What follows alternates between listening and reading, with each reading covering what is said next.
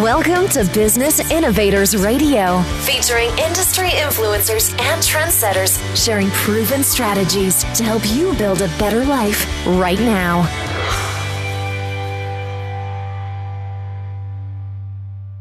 Good morning, everybody. My name is Debbie Horovich, and I'm your host for this edition of the Silver Linings Storycast. This is the new interview storytelling series that I'm launching this fall, 2016.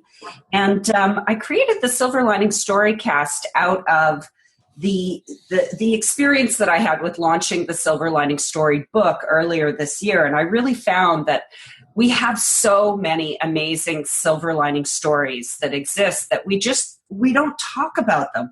Oftentimes, the reason why we're not talking about them is because the silver linings, they come after a really dark, stormy period in our life. And we don't like to talk about those things, especially when we're going through them. So what I like to do in this conversation, what we're doing is we're exploring in our past, now when it's not so painful anymore, or not so embarrassing, now that we can laugh at things in our past, our own, crazy things that we do. What we like to do in this conversation is look back at those situations and see, how has it really benefited us? How did it really guide us? How did it show us a place in our life or an area of our personality that we need to improve? And so what we're doing is we're exploring, the truth in the saying that every storm cloud has a silver lining. And that's what we're doing here today. I'm super excited. My guest today is Kyle Gatt. He's an entrepreneur in Toronto. I would say probably he would describe himself as a serial entrepreneur. And at the moment, Kyle has a really interesting and very unique story to tell. He's been through some experiences that I think most entrepreneurs and even most people secretly have a dream of experiencing. So we'll have the opportunity today to really pick his brain and see what surprised him on his journey to where he's been through, where he's come to. And welcome, Kyle. What I'd love for you to do is please, I think the audience knows that we're here for the Toronto edition of the Silver Linings Storybook is what we're recording these conversations for. But what I'd love for you to do is introduce yourself to the audience and just let people know where you've been in the last couple of years. Well, thank you, first of all, Debbie, for having me on the show. Much appreciated. So as Debbie said, I'm Kyle Gatt, born and raised in Toronto. This is recently just sold my business 4 months ago. The company was called Curb Signs and Ellis Studios. It was one of two entities that we ran simultaneously. And it was Ellis Studios was a company I bought about a year prior to selling it. And it was a commercial screen print digital house that specialized in rigid printing, large format for large brands. Curb Signs was a company that specialized in custom signage solutions, mainly for home builders and developers in around the GTA. Which I created, at the ripe age of 18, and didn't really take it serious until 2009, and it grew rapidly from 2009 onward, and is still a successful business to this day. But you've sold it? Yeah, correct. Yeah. So you sold your business, which that's, I think, the key element that some people or many people have a dream. Like I said earlier, I know that many people in North America have a dream to write and publish, become a successful book author. The same as many people have a similar dream to be a successful entrepreneur and to launch and sell a business and to live the lifestyle afterwards.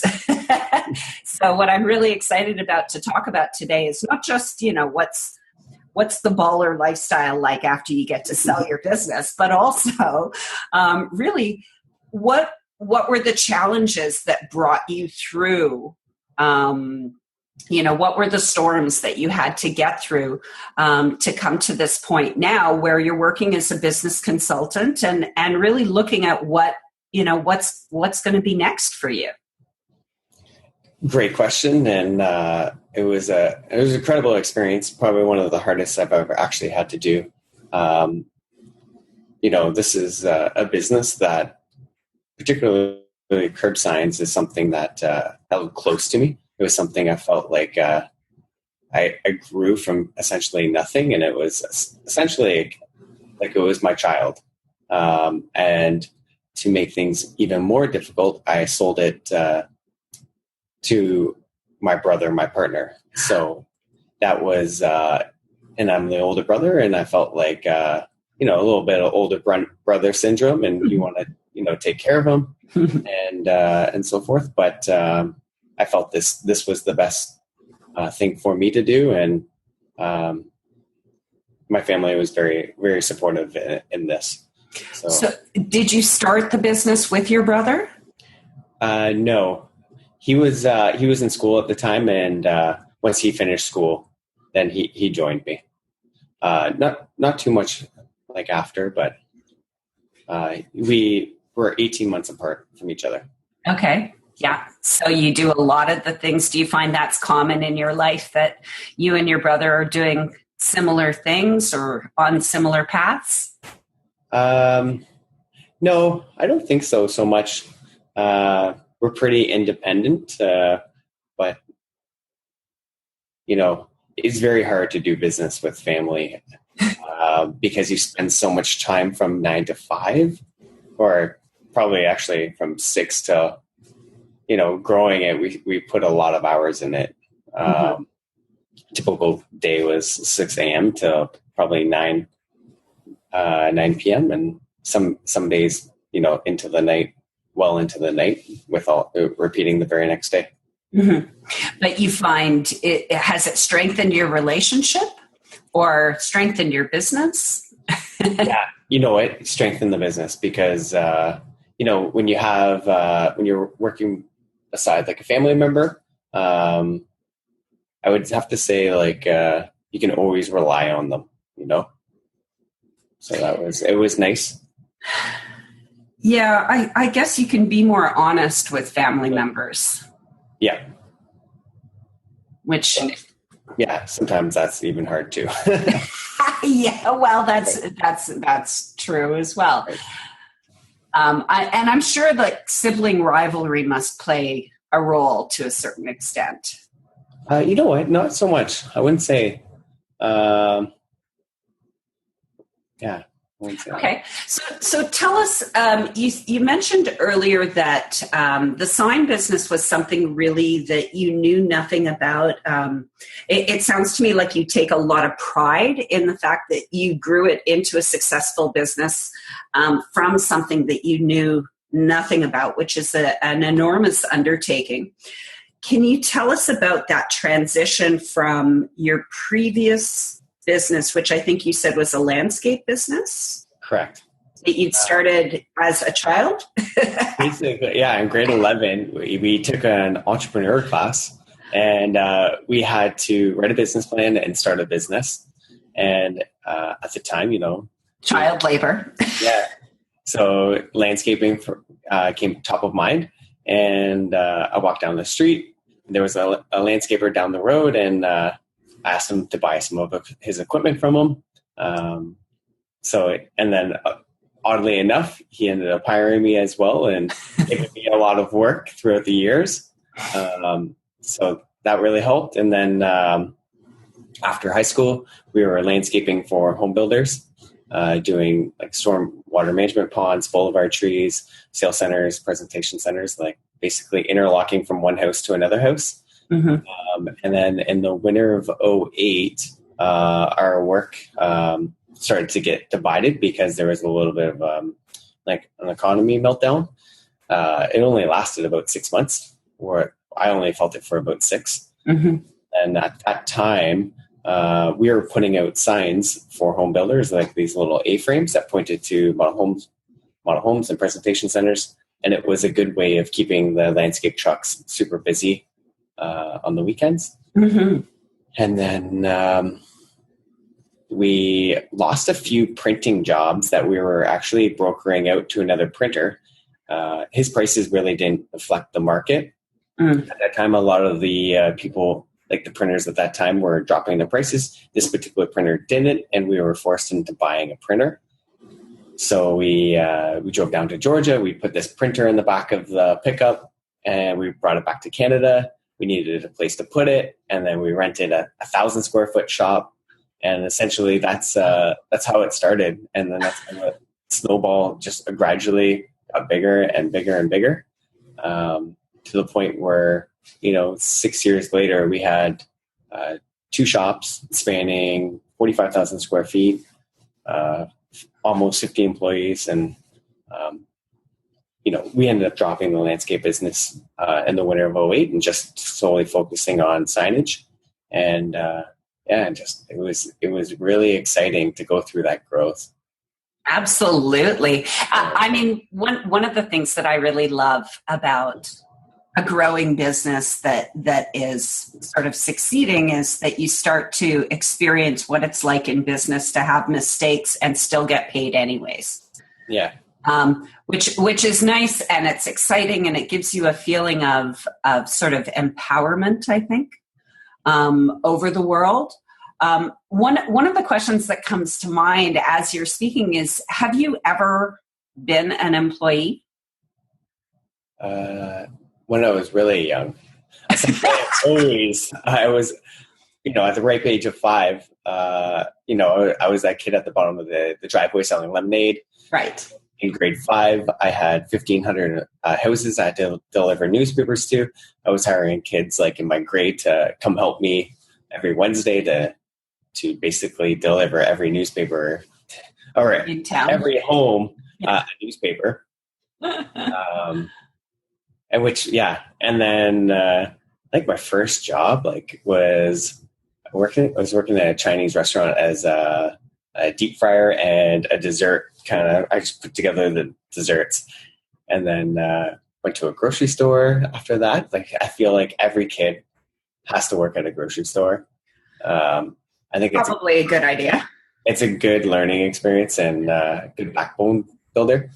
That or like a McDonald's of some sorts. But I feel like, if the best employees always worked at either McDonald's or a grocery store when they were a kid.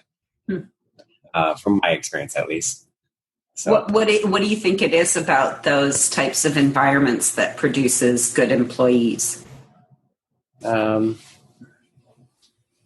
they're just because you hire people now, right? Yeah, very humble and hard worker. That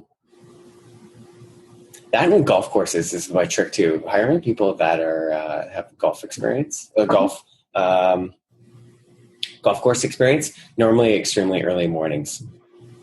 Like kids are 5:30, and I feel like that's a great schedule to teach kids to get up and embrace life early. Yeah, for sure. It's a good summer job because you're done at 2 and you get to enjoy the rest of the day at 2 p.m. and your buddies are just waking up and you've already put a full day in. Yeah. I had a couple of those kind of jobs earlier, where Pizza Hut when I was 16, 17, I was making the dough. So I had to arrive and unlock the entire restaurant at 5:30 in the morning and make the dough for the lunch rush. And then I was done work at 2 p.m. Yeah. And that was my full-time job. And it was such a great schedule. I also did that as a waitress at a restaurant in Wasaga Beach one summer when I was in college, 6 a.m. to 2 p.m. shifts. Yeah. And, by 3 p.m. I'm on the beach and I've got a big, long day ahead of me. Yeah, that's amazing. It's a good life, but in your mind, I know you hire employees, but you have very little life experience as an employee. Do you think that, do you ever get offered jobs? Do people offer you jobs often? Now, I feel like once I've sold, people are reaching out to see what I'm up to and so forth. And I can, more as a consultant than anything, to help motivate their sales team. Yeah. I really enjoy working with on the client side and sales. There's nothing. It's a great feeling selling a job. So. I think the best thing that you can do is you're motivating other business owners to realize their potential, right? Like you're really empowering people to live their full lives, which is an amazing thing to be doing. I think that probably some of the people who are listening might be thinking that, how can you not have a job? How can you not have that security of knowing, or not even having a business that's formally set up and is active. Does that scare you at all? Not so much right now. The first thing I did when I sold, I booked a big trip. So in 2 weeks from now, I'm going to Japan. And then from Japan, I go to Fiji to do a Habitat for Humanity build in Fiji. And then from there, I fly back to Japan. And then from there, I go to China. And then I come back to go to Hawaii for a week with my parents. So nice. The Hawaii trip. I'm really looking forward to Hawaii and spending it with my parents. It's a place that when I was 18, I had the opportunity of living there. And it's always a place I've wanted to bring my parents, and finally get the opportunity to. And it's going to be amazing. So that's like the cherry on top of all of the work that you've been through over the last couple of years. So I really want to dive into, some of the challenges that you faced growing your business that allowed you to make it a business that was ripe for sale. How did you position your business so that it could become a sellable business? Essentially, it was a lot of recurring revenue. A lot of the clients that we had, came back. They were extremely happy with us.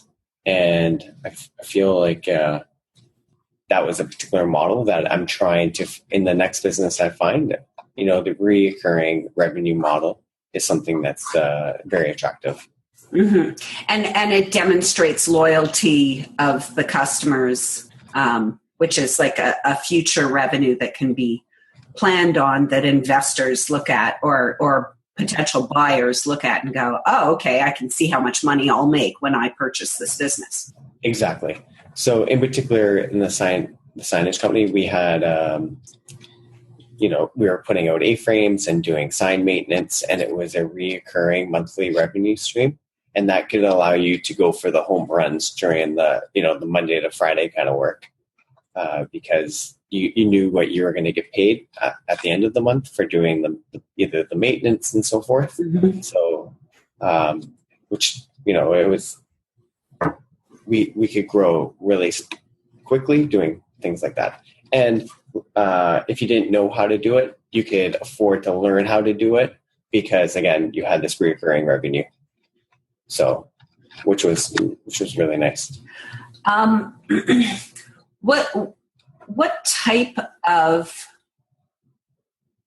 business or person purchases a business like yours? Like what do you think was the motivating factor for the person who purchased your business to buy somebody else's business rather than building it up from the ground up? Yeah. First of all, it's much easier buying something than creating something. I'm a firm believer in that. There is great value in buying businesses, there's we're sitting at a great opportunity to buy businesses at our current time, because with all the baby boomers retiring, this is a good time to be looking at businesses to buy. And the type of businesses that would be willing to buy like a business like I had was probably another sign-in shop or a competitor.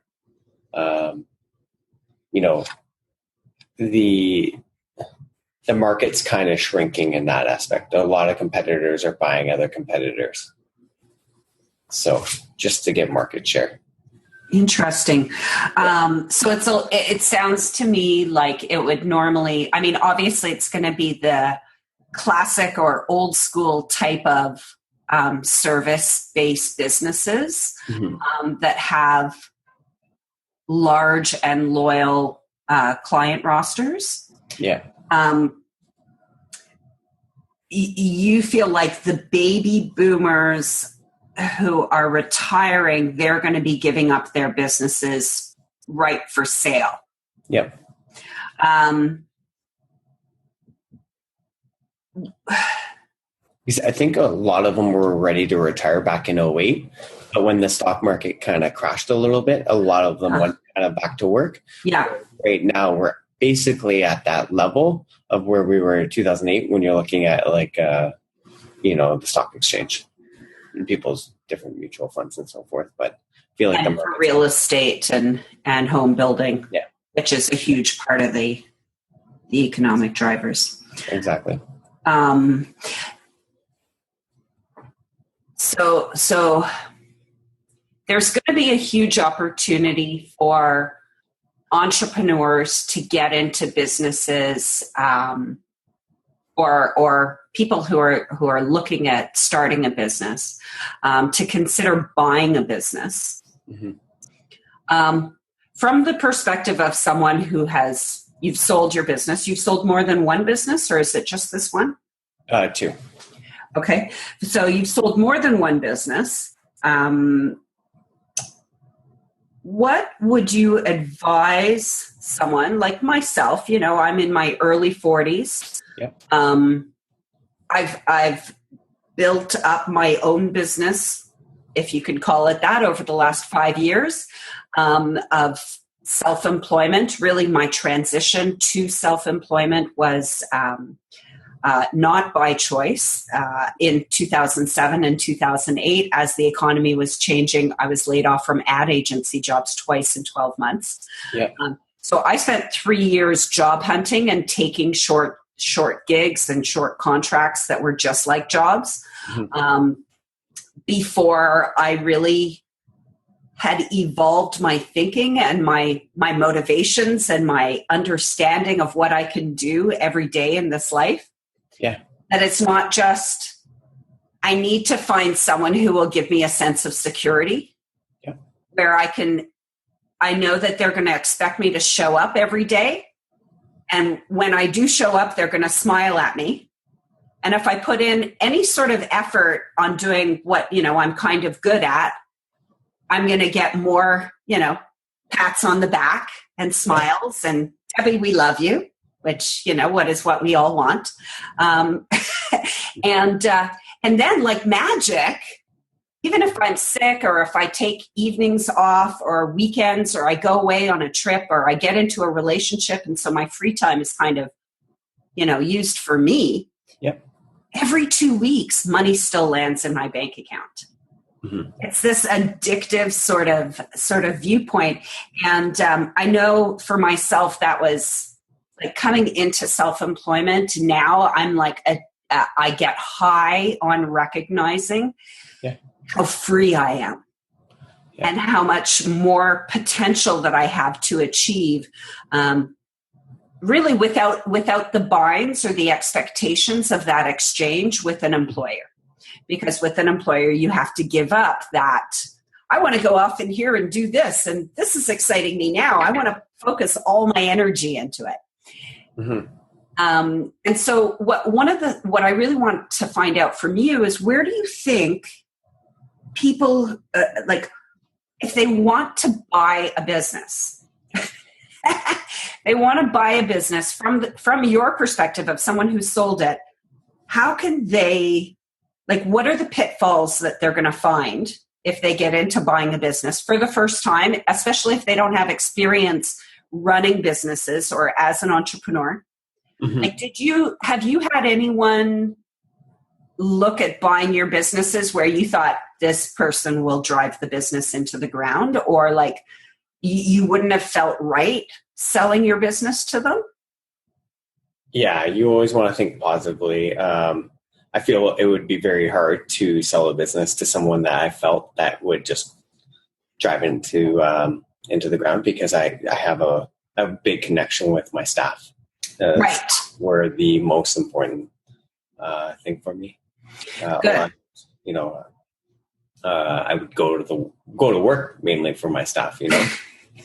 Even when I was super sick, it always brought me to my heels to get up and to get things done, because you think about your staff, and you think about your staff kids and so forth, and it really drove me to do well for them, to find the right buyer. And to find the right buyer, yeah. So what are the characteristics of a right buyer in your mind?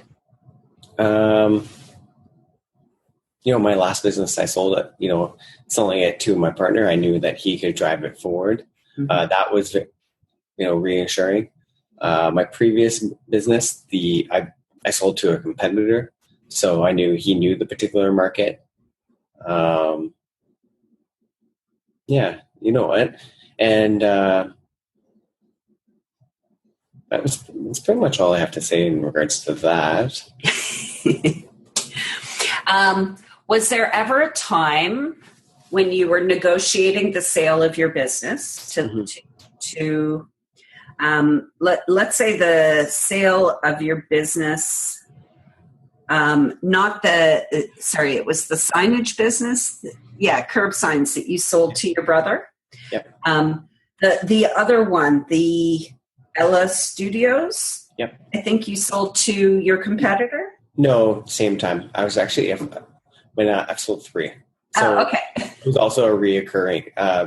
It was another type of signage business. It was mainly catered to real estate agents. We ended up selling that to a competitor because it took up actually too much time in the day to focus on other things. So we ended up selling that a few years ago. Oh, that's interesting. So you were really struggling to grow in the business that you wanted to be able to grow in, because this particular business was taking up too much time. Exactly, yeah. So you sold it, took your money out of it, and freed up all your time. Yeah, freed up a big section of big time slots to concentrate, and it took up a lot of space in our shop. So at the time, we had a 10,000 square foot shop, and this particular parallel of the business was taking up way too much space within the 10,000 square feet that we had to get rid of it. Yeah. And focus on other things. So it was kind of like an operations rejig. Yeah. Within your business. But it strikes me as, maybe it's a Canadian thing, but it strikes me as almost like, if your business is going well, why would you sell it? Right? Like there's something. Are you talking about the one that took up too much space in the? Yeah. I mean, it's something almost counterintuitive. Yeah.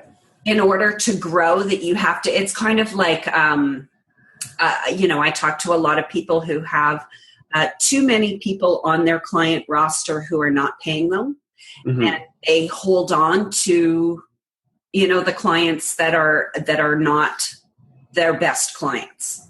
Yep.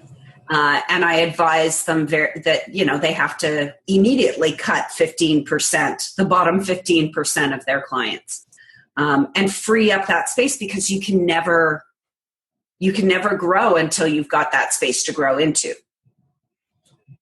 True. Also, reason why we sold that particular side of the business was because it was for real estate agents, and we didn't want to be labeled just the company that helped real estate agents. We were striving for, to help developers out and home builders. Mm-hmm. And when we started the company, we were just, sign installers. A big section of our business was putting out A-frames for home builders.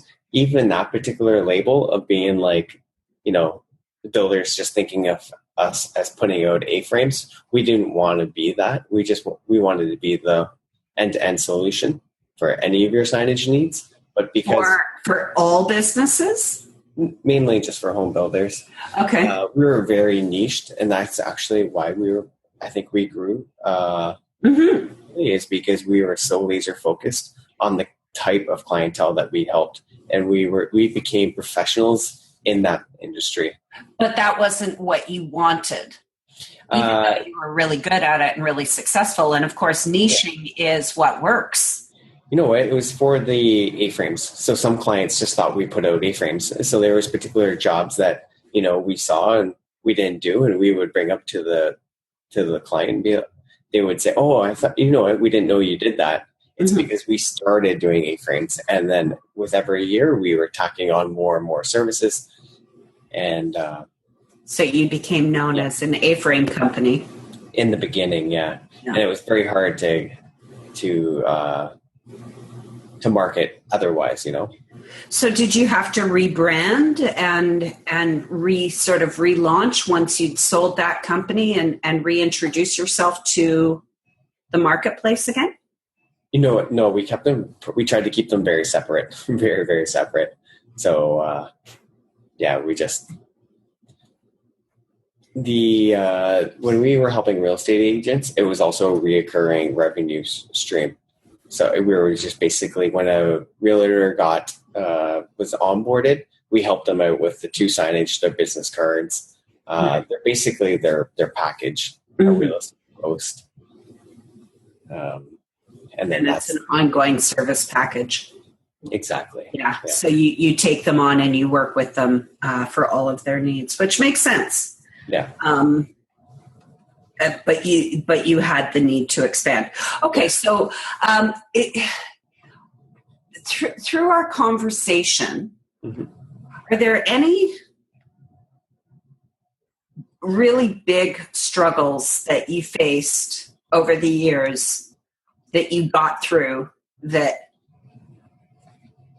maybe ahead of time you wouldn't have thought you could manage? Like that. Has anything ever happened that made you want to quit? Or made you think about quitting?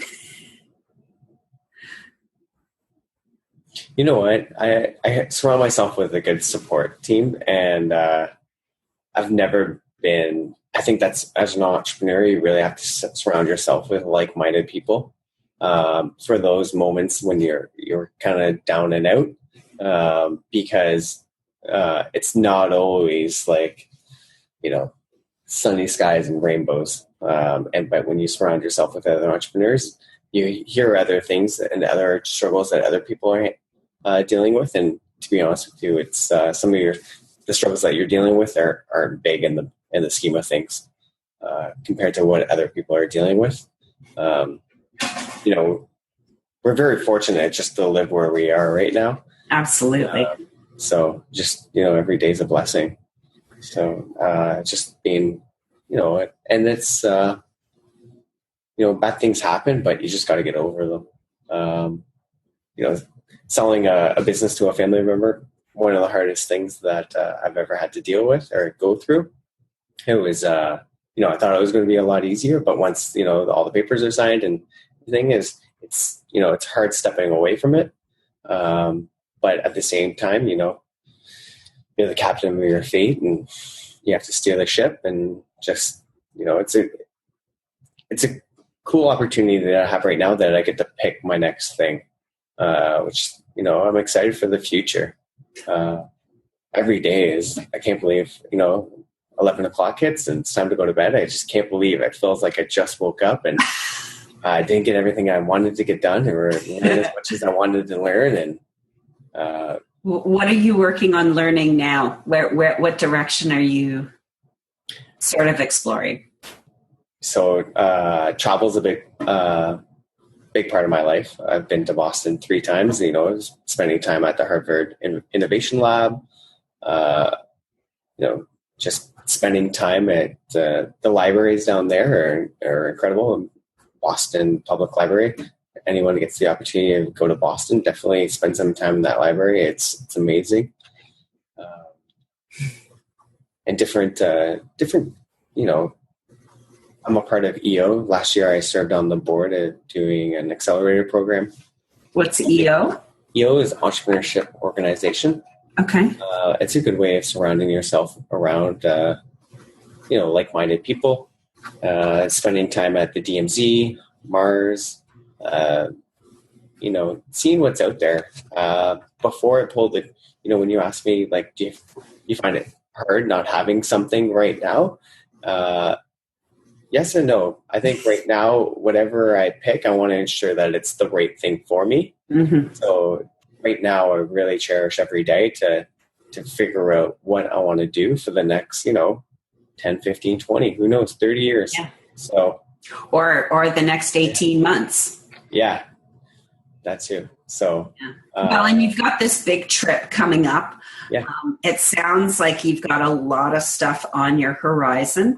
Are you doing speaking or workshops or presentations on entrepreneurship anywhere? No, but that does interest me. I do want to do that. I'll definitely talk to you offline about that. Okay, awesome. That's that I do want to build. Okay, so people in the listening audience who want to reach out to you and maybe just have a chat quickly about entrepreneurship and some of your experiences, can they reach out to you, and where can they find you? Most definitely. So my email is kyle@kylegatt.com. Gatt is with 2 T's, and I'm on pretty much every major social feed. So either Facebook, Twitter, whatever it may be. I'm sure you can find me there. That's pretty much it. Is there any final questions that you'd probably want to ask? Or I don't think so. I think not that I'm rushing it or anything, but I could definitely talk to you all day. Exactly. I feel like, for my age, I've done a lot, and if there's any help that I can provide to other entrepreneurs, I've done a million mistakes, and I've learned from all. I feel like I've learned from all of them, but if I can help someone make some of them, then it's important. Awesome. Thank you so much for making that offer to people. I think that's really, like, a lot of people, we look at these interviews, we listen to podcasts, we read articles about the great things that people are doing. But there's, for a lot of people, there's a wall between people that they see in publicity and themselves. But I've discovered for a fact, I know that on almost any social platform, you can reach out to people that you see doing awesome stuff and just let them know. And they're almost never not happy to hear that. So, I don't want to ask exactly how old you are, but since we're on audio only for this podcast, are you in your 30s? Yeah, early 30s. Okay, early 30s. Okay, good. Just to give people an idea of where you are. Been in entrepreneurship your entire life and started as a kid. So yeah. Awesome. Thank you so much for the conversation today. What I will do when I post this is we'll see how the audience responds. And everyone in the audience, please reach out to us, make comments on this podcast when you see it, wherever you see it. Make comments, like it, love it, share it. And the more interaction that I see you having with Kyle, the more feedback that Kyle's able to give me about people reaching out to him, the more I'll know that I need to have him back to tell more of his Silver Linings stories. So please reach out to us and let us know. Thank you, everyone in the listening audience, for tuning in today. My name is Debbie Horovich. Again, this is the Silver Linings Storycast, and we will be back again. Thanks for listening to Business Innovators Radio. To hear all episodes featuring leading industry influencers and trendsetters, visit us online at businessinnovatorsradio.com today.